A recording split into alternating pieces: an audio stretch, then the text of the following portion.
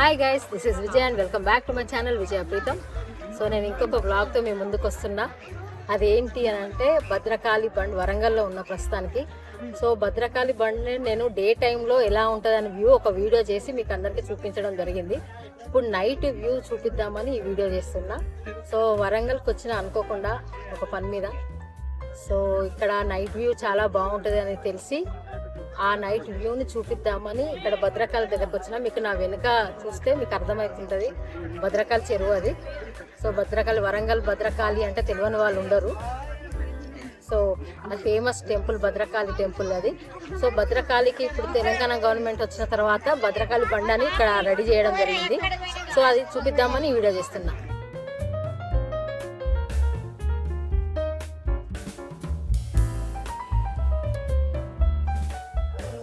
So boating మంచిగా enjoy చేస్తున్నారు.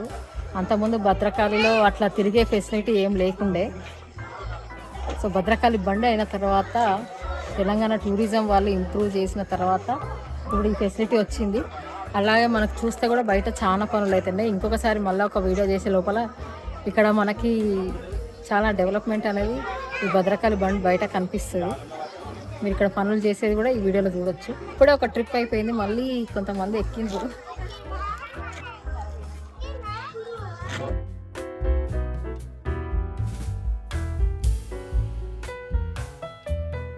So ఇవాళ వీకెండ్ సండే కాబట్టి ఇంతమంది జనాలతో ఉన్నది. జనరల్గా వీకెండ్స్లో ఫ్యామిలీతో వచ్చారు కదా, కొన్ని దూరం ప్లేసెస్ నుంచి కూడా వచ్చి విజిట్ చేస్తున్నారు. మీరు చూస్తే ఎక్కడ చూసినా చాలామందే ఉన్నారు. చూడడానికి వచ్చిన వాళ్ళు, ఫ్యామిలీతోటి టైం స్పెండ్ చేయడానికి వచ్చిన వాళ్ళందరూ ఇక్కడ కనిపిస్తున్నారు. ఇంకా లోపల ఉంది, చూద్దాం.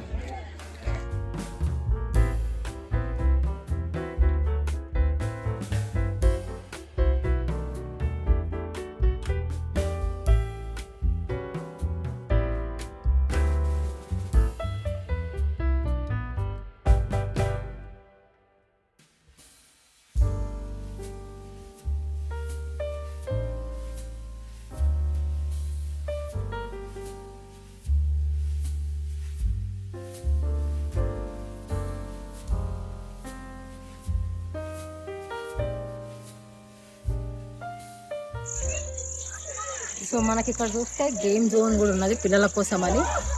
ఇది దారి అంట. ఇక్కడ నుంచి భద్రకాళి బండి చాలా బాగా రావడం.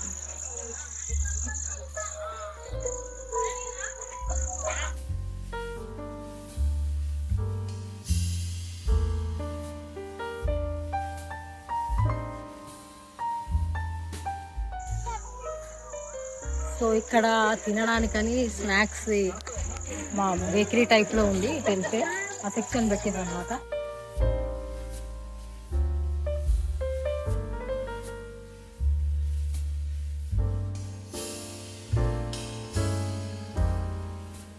సో మనకు అక్కడ కనిపిస్తున్నది భద్రకాళి గుడి. అక్కడ దూరంలో లైక్ గుట్ట దగ్గర.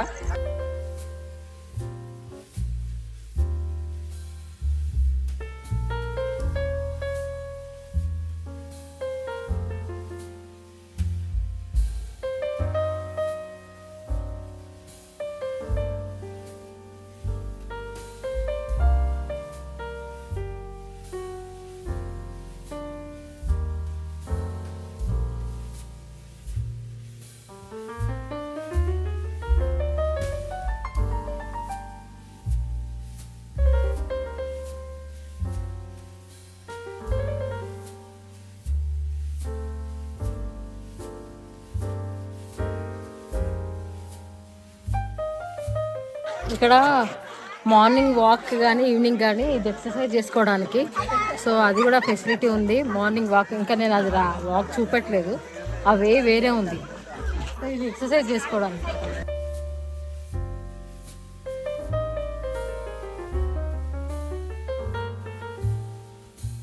ఇది పిల్లల కోసం ప్లే జోన్.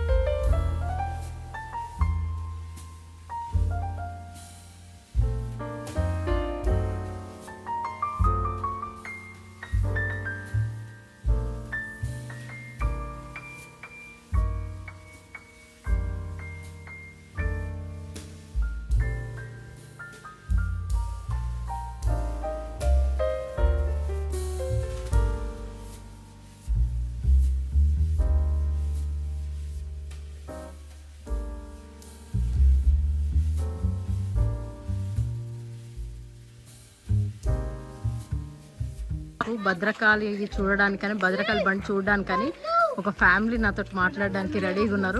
మీ పేరు సార్? నా పేరు రాజు. రాజు గారు ఎక్కడి నుంచి వచ్చారు?